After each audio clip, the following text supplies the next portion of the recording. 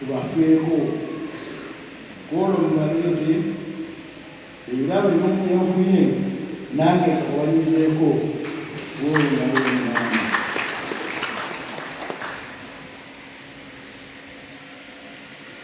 Njagala okusiima abantu bakolera mwenna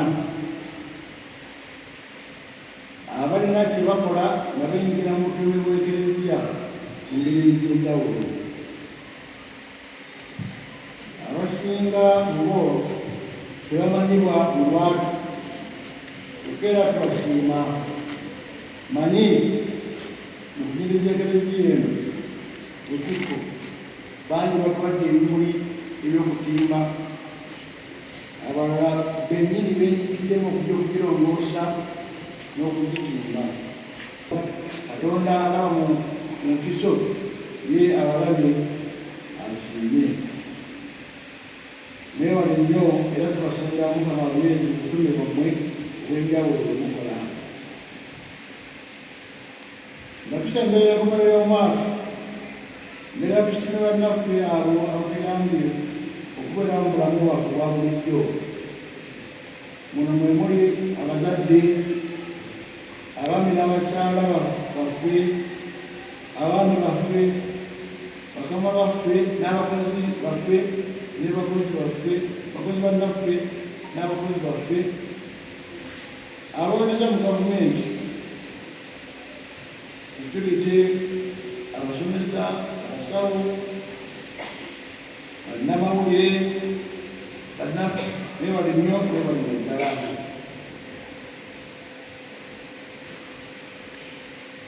Kyokka era tutukire era tusabire bannaffe abo Mukama baayise mu mwaka guno. Tusiriikiremu, tubajjukire, tubakwase omutima.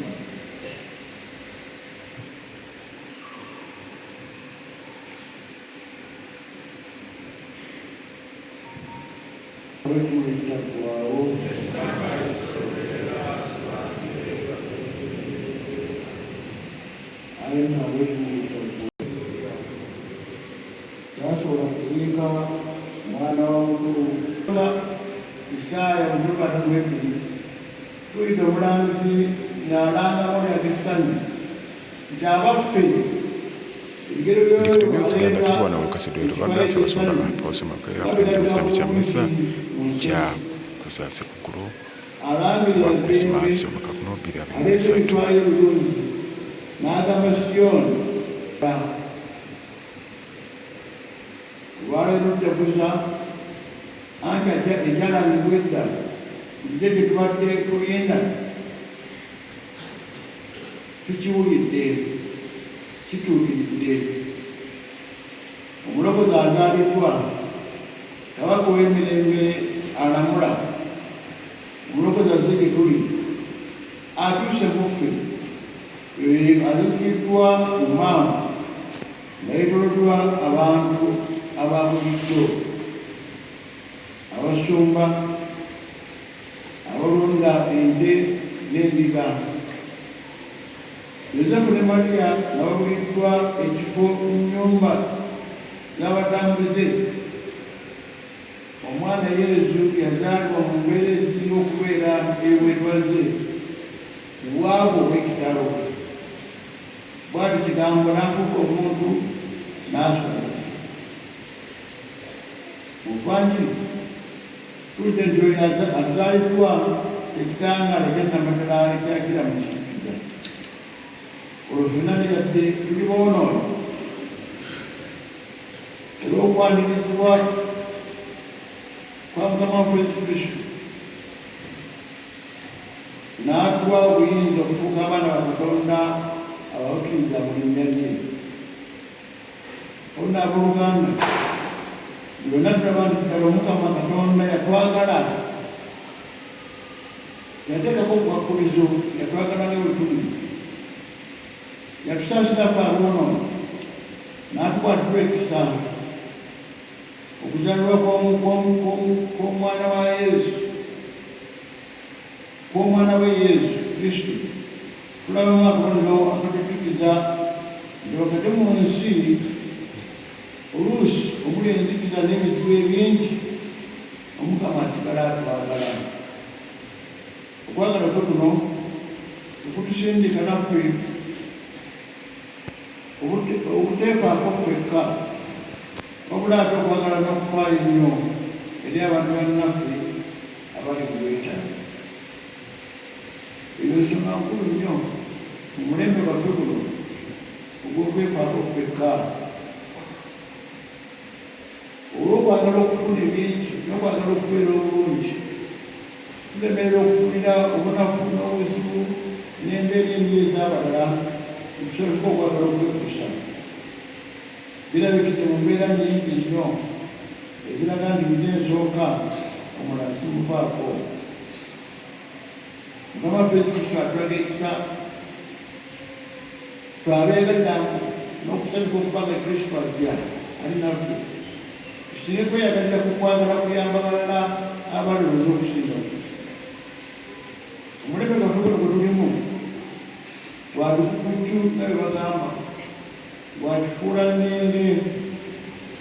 Ekirungi twakivaamu, ekibi kyekisanyusa ekiyitawo olw'okubanga nze njagala okubeera obulungi.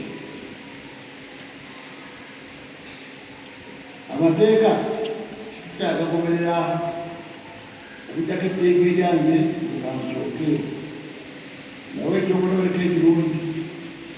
Abatambula ku kkubo bangi nnyo nga tebalina ntambula motoka oluusi batambulira ku boodabooda.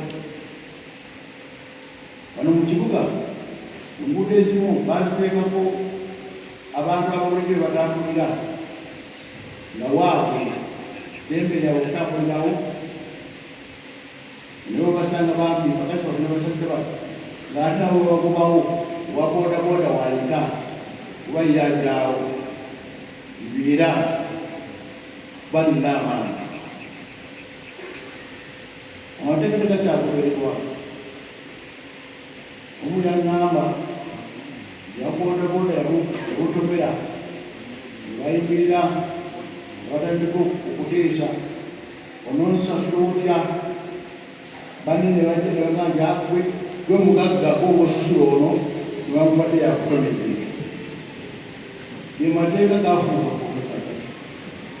Buli omu kwefaako kweyimirizaawo kuba nze nsinga nze nkusinga amaanyi. Tewakyali ddembe, tewakyali bwenkanya, buli omu yeefaako yekka. Genda mu malwaliro abaagala okuzaala nga talina ssente bagamba leeta omujjanjabi, kale n'olina omujjanjabi ajje naye ne bw'omulagana nti amujjanjabi kitegeeza mujjanjabi mulala. Olwo talina mujjanjabi bwatuwa kubanga amateeka gakyuka. Tekikyafa ku bannaffe, tekikyafa ku bannaffe. Kristo okwevaamu n'atufiirira n'ajjaabeera naffe. Tulage naffe tulina okubeera nga ye okufaanana okudduukiriza abalala. Neebaza nnyo abantu ba Katonda mwenna abakola obusamaliya obulungi ne muyamba abalala abatalina bwe bali abali mu bwetaavu.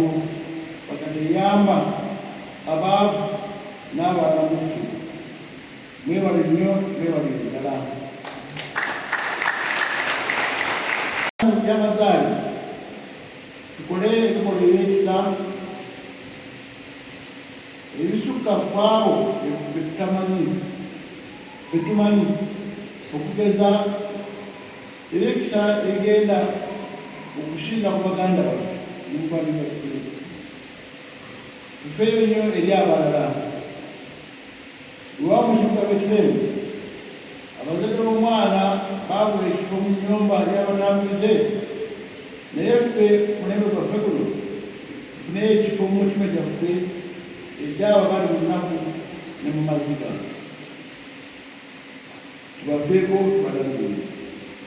Obudde buno tusabire baganda baffe abali mu ntalo naddala bali mu nsi entukuvu e Beetelehemu Omukama gye yazaali ng'abaana abato battibwa buttibwa obudde buno olw'entalo eziriyo. Tusaba Omukama atereze embeera eyo afune eddembe Kristo yajja okubaleetera. tuleme kwefaako kyekka nsangi zino. Mu maka gaffe tulaba ebyobuliza ebyobugagga bw'abamulekwa ne bannamwandu, tulaba obubbi n'obulyake mu nsi ezimu mu bitongole eby'enjawulo, obubenje ku makubo gaffe, emirundi egisinga bufa butafa ku bannaffe na kwemalirira ffeffekka. Ebisale by'entambula byalinnye kubanga Krismasi yenza azaalibwa katuseera agamba. Mu malwaliro abamu tebafiibwako. Abaana baffe abato n'abakyala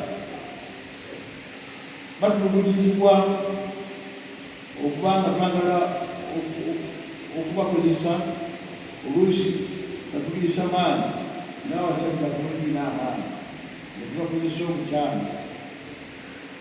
Abantu bangi bavundira mu masomero wano naye nga tebawuliseddwa bulungi nangebenganyi. Abalala mulekwa lwette muyingiridde obungi. Ebikolobyo bingi kisobole kugamba waffe Yesu Kristo kiwa mirembe yalyoka obulamu obujjuvu ku lunaku luno olw'amazaalibwa twefumiridde ku nsonga ezo enkyamu tudde mukulu etuufu. Mukama waffe Yesu Kristo tweyune akyali eno entukuvu nga kyekifaananyi eky'emmaavu omuzirekiddwa omwana Yesu, omugaati ogw'obulamu ogwava mu ggulu. Tumusabe atuwe enneema tusobole okufuuka emikutu egireeta essanyu, egireeta emirembe n'okwagala Katonda mu nsi yaffe.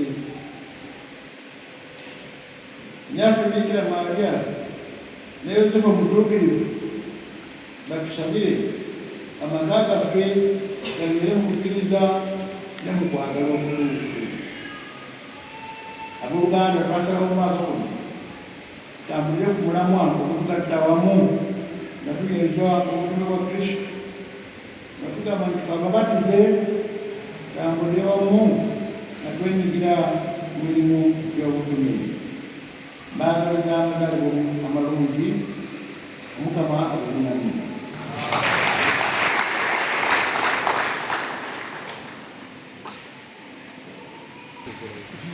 Obuzibu bakyogera mu bulikodingi.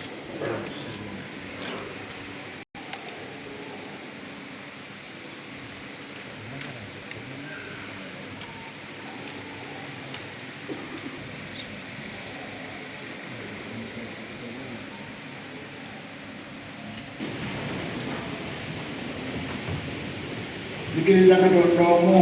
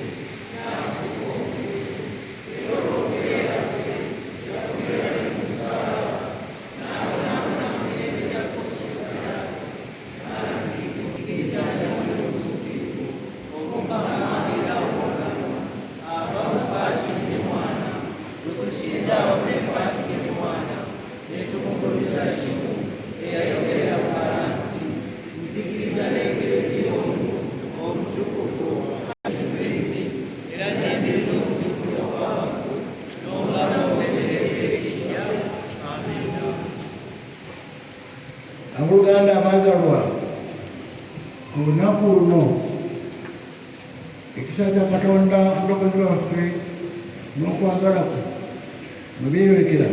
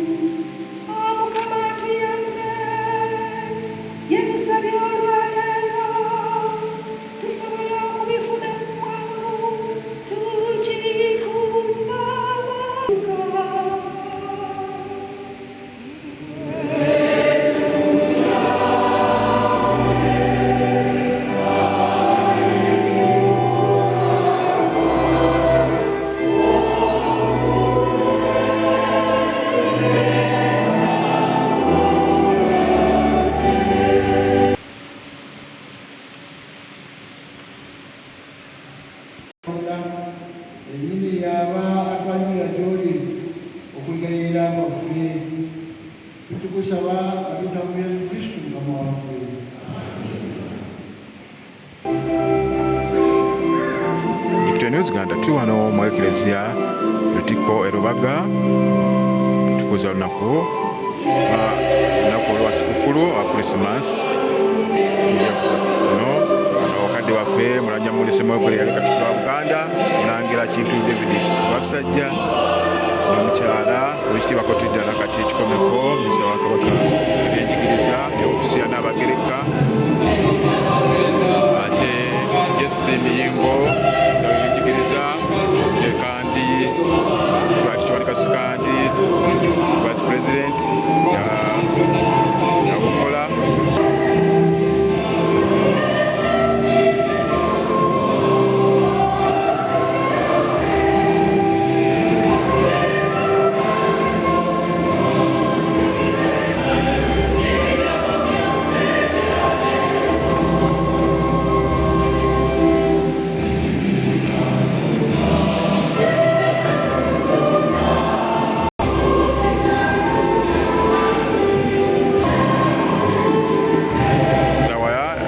birabo tukirimo ekiseera kye tulimu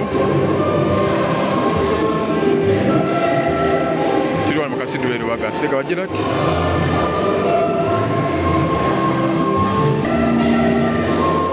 kino kyekisibo ekyakoleddwa okujjukira Yesu gye yazaalibwa mu kisibo ky'ente wano kati kimu kyekisibo kijjukiza ekyo ekyaliwo kuzaalibwa kwa Mukama Yesu Kristo e Bethlehemu mu kisibo ky'ente.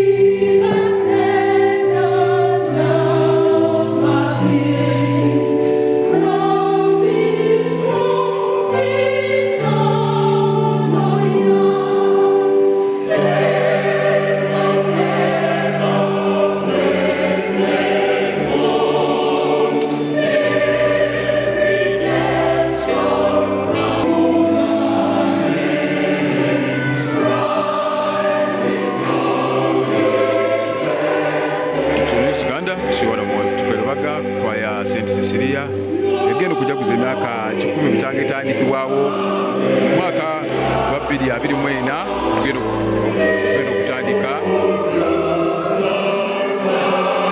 okujaguza emyaka 10 bitanga etandikibwawo. Now we are here at Rubaga Cathedral, Kampala Archdiocese. The main celebrant, Archbishop Paul Semoga.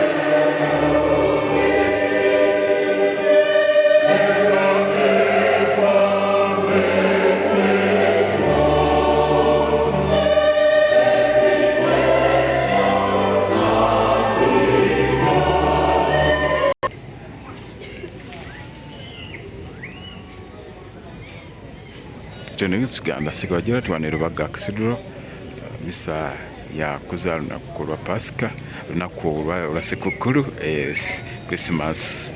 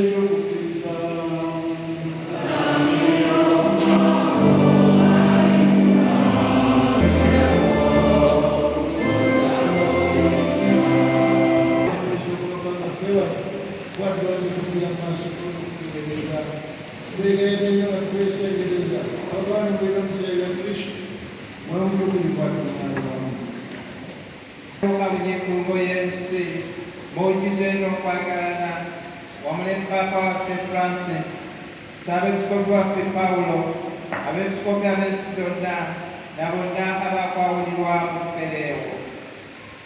Jjukira abaffe abeebase nga basobola okutuukira bakkirize bajjeyo gy'oyakayakalira mu kitiibwa. Jjukira n'abafu bonna bwewagirira ekisa mu kufa.